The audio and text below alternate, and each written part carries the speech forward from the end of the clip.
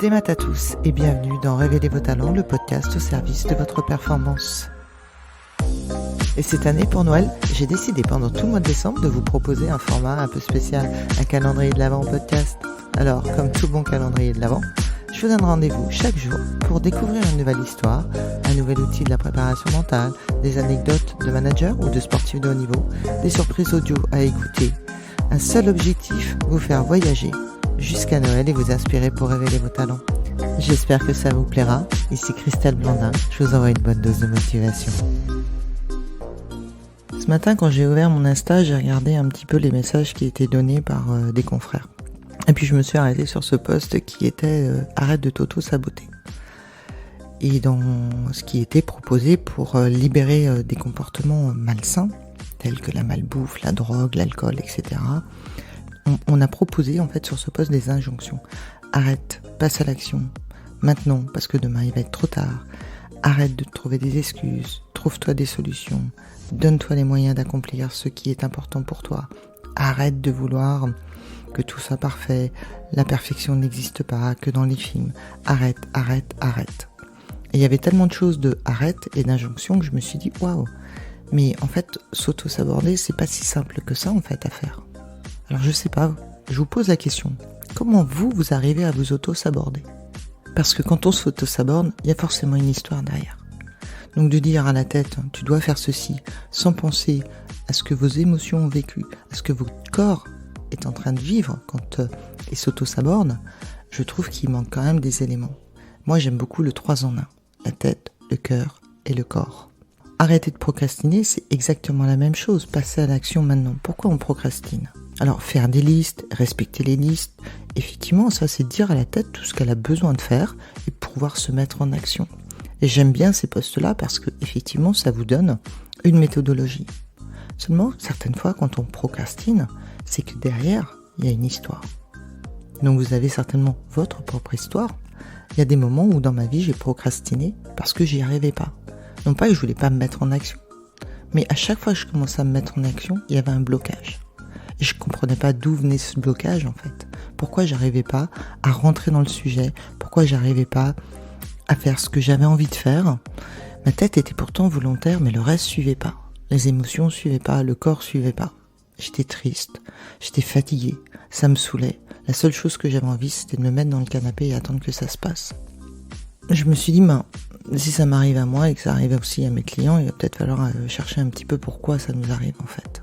Lors d'une séance avec une cliente qui me disait toujours « Oui, Christelle, je vais faire. » À chaque retour de séance, quelques semaines après, elle revenait et il n'y avait jamais rien qui avait bougé. Et j'avais pas du tout envie de passer avec elle par des injonctions « Vous devez, c'est un impératif, sinon vous venez plus en séance avec moi. » Hors de question. Si sa réaction c'était justement de ne pas faire les choses sur lesquelles elle s'était engagée, c'est qu'il y avait forcément un blocage. Ma méthode de travail dans ces cas-là, c'est du coaching actif, c'est-à-dire mettre mon coaché en situation, en action.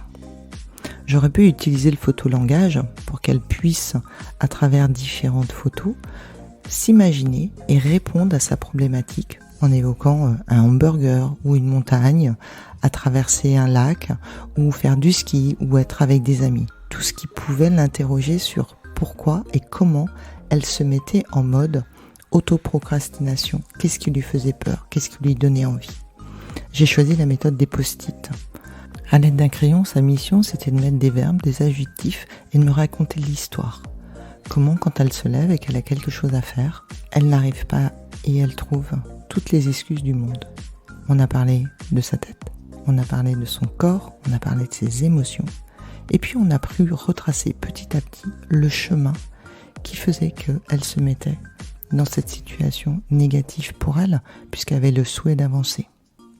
On a pu voir à travers ses émotions qu'il y avait effectivement des passages de vie qui étaient très similaires à ce qu'elle était en train de vivre aujourd'hui, et du coup, qui lui avait amené ces blocages.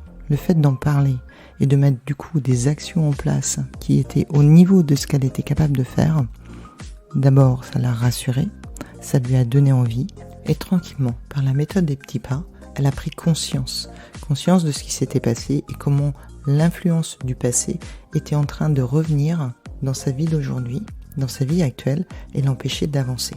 Elle a posé sur les post-it les mots MOTS, qui en fait étaient les mots MAUX, ce qu'elle ressentait.